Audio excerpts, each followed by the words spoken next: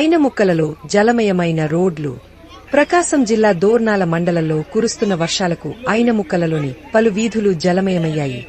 దీంతో గ్రామస్తులు అధికారులకు సమాచారం ఇవ్వగా ఎంఆర్ఓ అశోక్ రెడ్డి, ఎంపీడీఓ నాసర్ రెడ్డి, పంచాయతీ కార్యదర్శి నలగాటి శివ, పోలీసులు అక్కడికి చేరుకుని జేసీబీ ద్వారా కాలువలు తీయించి నీరు పోయేలా ప్రయత్నం చేశారు. తమ స్వంత స్థలాల్లో కాలువలు తీయనియమంటూ పలువురు జేసీబీని అడ్డుకుని అధికారులతో వాగ్వాదానికి దిగగా అక్కడ కాస్త ఉద్రిక్తత నెలకొంది. ప్రజలు అధికారులకు వ్యతిరేకంగా ఎదురు తిరగడంతో అధికారులు వెనుదిరిగారు.